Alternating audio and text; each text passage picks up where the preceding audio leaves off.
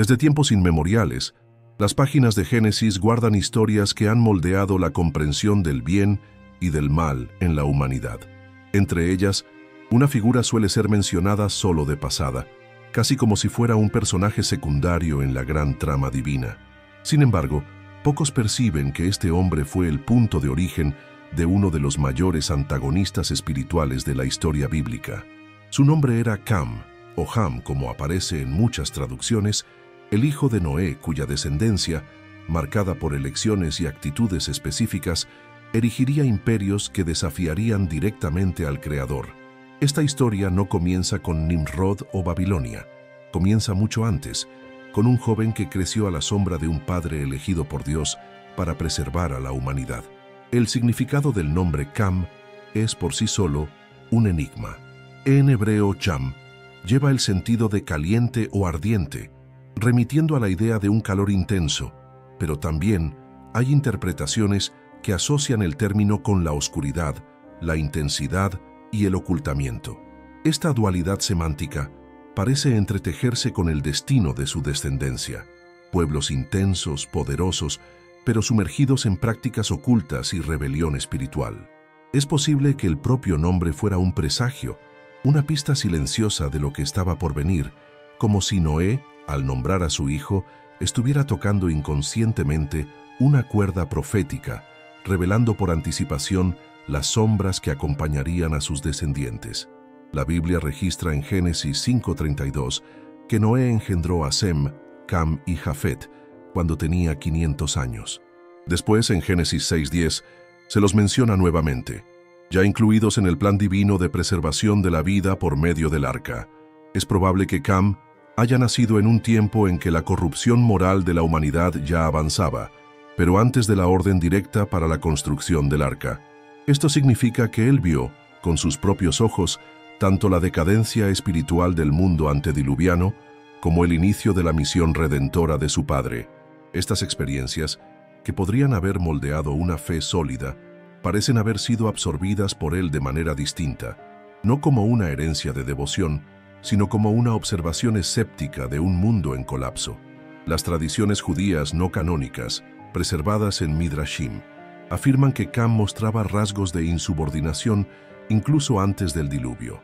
Aunque estos relatos no forman parte del texto inspirado, reflejan la percepción cultural de que había, en el corazón de Cam, una disposición a resistir el orden divino. Es como si el espíritu que más tarde se manifestaría en Canaán, Nimrod y las naciones cananeas ya estuviera silenciosamente activo en el joven heredero de Noé. Dentro del arca, Cam fue testigo del mayor acto de juicio realizado hasta entonces, la destrucción del mundo por medio del diluvio. Las aguas cubrieron montes, borraron ciudades, silenciaron voces, y el mundo antiguo fue tragado bajo un manto líquido. En aquel espacio cerrado, con el sonido constante de la lluvia y el balanceo de la madera sobre las aguas, cada persona vivía una prueba interna. Para Sem y Jafet, aquel era un tiempo de reverencia y temor. Para Cam, parecía ser solo un confinamiento necesario para sobrevivir. La Biblia no describe diálogos ni reacciones emocionales, pero el contraste posterior en las actitudes de los hermanos revela que, incluso bajo el mismo techo de salvación, no todos se dejaban moldear por la fe. Relatos extrabíblicos sugieren que Cam habría burlado las palabras de Noé durante la estadía en el arca. Ya o no verdaderos, estos relatos ayudan a comprender la imagen que se formó a lo largo de la tradición, la de un hombre presente en la presencia del milagro, pero inmune a su transformación. Él es el retrato de aquellos que participan de las bendiciones colectivas sin que éstas alcancen su corazón. Cuando las puertas del arca finalmente se abrieron y el mundo se presentó renovado, el escenario era de promesa. Génesis 8:20 relata que Noé construyó un altar y ofreció sacrificios al Señor, estableciendo el tono espiritual para esta nueva fase de la humanidad. Era el inicio de un nuevo Edén, con una sola familia encargada de repoblar y cultivar la tierra. Dios los bendijo ordenando: fructificad y multiplicaos y llenad la tierra. Noé era en ese momento el nuevo Adán y sus hijos los fundadores de las futuras naciones. Pero detrás de esa atmósfera de esperanza, las semillas de la rebelión ya germinaban. Cam llevaba consigo no solo recuerdos del mundo antiguo, sino también una postura interna que pronto se manifestaría. Y esto ocurrió en un episodio que, a primera vista, puede parecer pequeño, pero que cargaba un peso espiritual y profético, el momento en que vio la desnudez de su padre. Génesis 9, 20, 21 narra que Noé plantó una viña, bebió del vino, se embriagó y quedó desnudo dentro de su tienda. Cam, al ver la desnudez de su padre, salió y se lo contó a sus hermanos. La frase «vio la desnudez» es densa en significado. En algunos textos bíblicos, como Levítico 18, se usa para describir relaciones ilícitas, lo que llevó a algunos estudiosos a sugerir que podría haber una connotación más grave que simplemente mirar. Otros entienden que el acto central fue el irrespeto, ver la vulnerabilidad de un padre, que también era el líder espiritual de la familia, y exponerla públicamente en lugar de proteger su honra. El contraste con la reacción de Sem y Jafet es profundo. Ellos entraron de espaldas cargando un manto y cubrieron a su padre sin mirarlo. Este gesto es simbólico, prefigurando a Cristo cubriendo la vergüenza del pecado de la humanidad. Mientras Cam expuso, ellos protegieron. Mientras uno reveló la debilidad, los otros preservaron la dignidad. Así, la actitud de Cam se convirtió en un hito, revelando el corazón irreverente e insubordinado que ya se insinuaba antes del diluvio. Algunas interpretaciones antiguas llegan a afirmar que Cam habría cometido un acto aún más grave, como castrar a Noé, aunque esta hipótesis no tiene base directa en las Escrituras. De cualquier manera, la tradición trata su comportamiento como una ruptura profunda del orden divino en un momento en que la humanidad necesitaba cohesión moral y espiritual. Cuando Noé despertó y supo lo que había sucedido, no pronunció la maldición directamente sobre Cam, sino sobre su hijo. Maldito sea Canaán, siervo de siervos será de sus hermanos. Génesis 9:25. Esto plantea una cuestión. ¿Por qué castigar al hijo y no al padre? La explicación más aceptada es que Dios ya había bendecido a Noé y a sus 3 hijos. Génesis 9:1. Y esa bendición no podía ser revocada por el patriarca. Noé, entonces, dirige la maldición a la siguiente generación, no solo como penalidad, sino como profecía. Canaán, probablemente el más alineado con el espíritu de su padre, se convertiría en el símbolo y heredero de esa irreverencia. A partir de ahí, la descendencia de Cam seguiría un camino notable y peligroso. Sus hijos, Cus, Mizraim, Phut y Canaán, se convertirían en fundadores de grandes naciones. Cus daría origen a los pueblos de Etiopía y la región de Nubia. Mizraim fundaría Egipto, que se convertiría en uno de los mayores imperios del mundo antiguo. Phut estaría ligado a Libia y regiones del norte de África, y Canaán se extendería por las ciudades-estado cananeas, incluyendo pueblos como jebuseos, amorreos e hititas. Estas naciones serían conocidas por sus avances culturales y arquitectónicos, pero también por su idolatría, prácticas inmorales y oposición constante al Dios de Israel. Entre todos, una figura emergería para llevar la rebeldía heredada a un nuevo nivel: Nimrod, nieto de Cam, hijo de Cus. Génesis 10:8-10 dice que él se convirtió en poderoso en la tierra y poderoso cazador delante del Señor. El hebreo permite entender esta expresión como en oposición al Señor, reforzando la idea de desafío. Nimrod fundó ciudades como Babel, Erech, Akkad y Calne, estableciendo el primer modelo de imperio humano centralizado. La construcción de la Torre de Babel fue el ápice de esa mentalidad, un intento de unificar a la humanidad bajo un solo gobierno y un solo propósito, pero al margen de la voluntad divina. La torre no era solo una obra arquitectónica, era un manifiesto de autosuficiencia y orgullo. Hagamos para nosotros un nombre, dijeron, invirtiendo el propósito de llenar la tierra y someterla según el plan de Dios.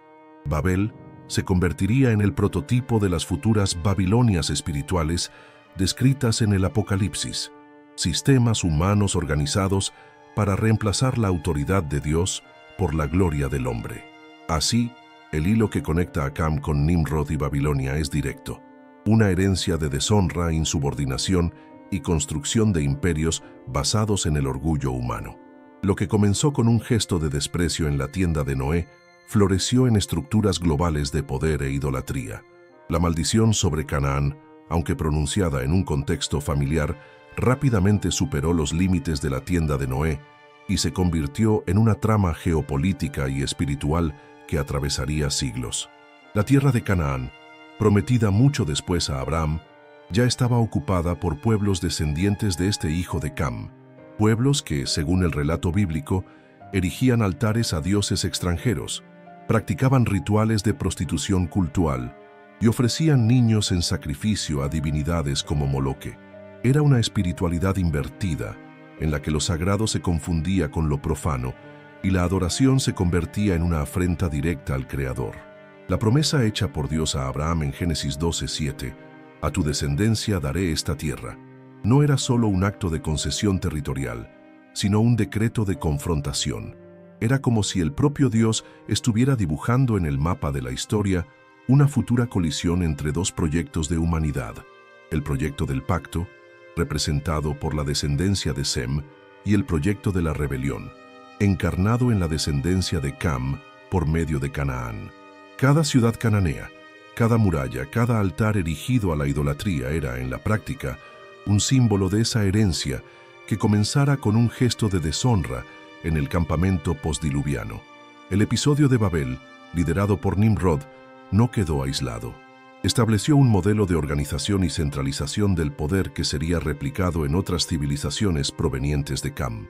Egipto, por ejemplo, se transformó en uno de los mayores centros culturales y políticos del mundo antiguo, con pirámides que desafiaban el tiempo y sistemas administrativos complejos. Pero detrás de toda la gloria arquitectónica había un corazón endurecido contra Dios. El faraón que enfrentó a Moisés es heredero de ese mismo espíritu. ¿Quién es el Señor para que yo escuche su voz? Éxodo 5:2. Esa pregunta no es solo de un gobernante orgulloso. Es la síntesis de la altivez que caracterizaba a la descendencia de Cam. La influencia de Cam y de sus descendientes no se limitaba a la guerra o la política. Se infiltraba en la cultura, la religión y hasta en la forma en que las sociedades veían el mundo. Los zigurats de Mesopotamia, los obeliscos egipcios y los templos fenicios no eran solo construcciones monumentales, eran afirmaciones teológicas esculpidas en piedra, proclamando la autonomía humana y rechazando la dependencia del Creador. Y así, la rebeldía de un individuo se multiplicaba en siglos de civilizaciones que, aun tocando picos de desarrollo, se sumían en valles profundos de decadencia moral. Cuando Josué lideró a Israel en la conquista de Canaán, lo que se desarrolló no fue solo una serie de campañas militares, sino el cumplimiento de una sentencia.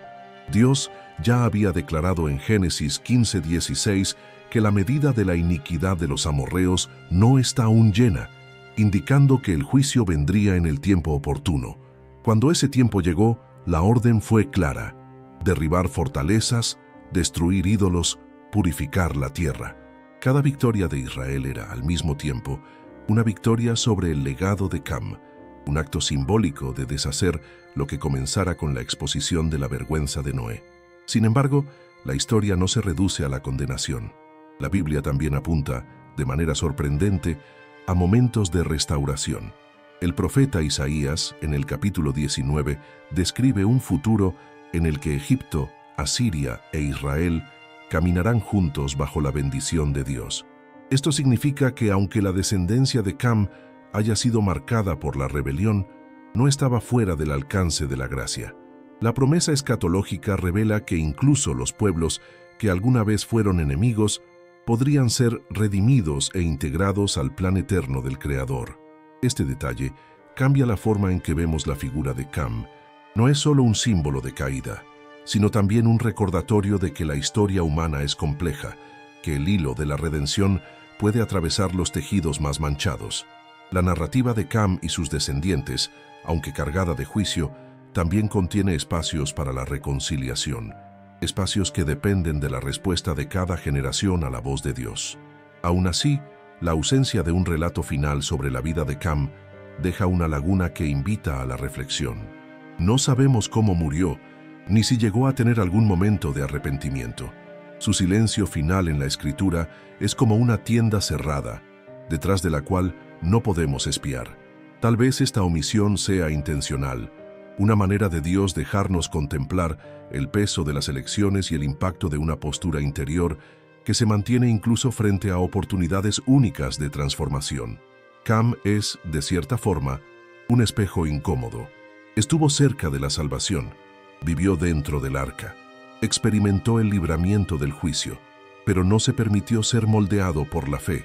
Representa a todos aquellos que caminan al lado de la verdad, pero mantienen el corazón distante. Su vida prueba que estar en el lugar correcto y en el momento correcto no es suficiente. Es necesario un corazón dispuesto a alinearse con la voluntad de Dios. Cuando miramos la trayectoria de su descendencia, percibimos que las marcas del inicio permanecieron vivas por siglos. Canaán y sus descendientes, Nimrod y Babilonia, Egipto y Faraón, todos son capítulos de un mismo libro, un libro que comenzó a escribirse cuando un hombre eligió exponer, en lugar de cubrir, burlarse, en lugar de honrar, resistir, en lugar de rendirse. El contraste con Sem y Jafet permanece como una lección atemporal. Al cubrir la desnudez de su padre, nos muestran la postura del intercesor, de aquel que en lugar de aprovecharse de la debilidad ajena, elige restaurar la dignidad. Esta actitud apunta directamente a la obra de Cristo, que no vino para exponer nuestros pecados al escarnio, sino para cubrirlos con su propia sangre. Es en este punto que la historia de Cam deja de ser solo un relato histórico y se convierte en una parábola viva, confrontándonos con la pregunta: ¿estamos perpetuando la maldición o participando de la bendición? Sus descendientes continuaron destacándose en el escenario mundial.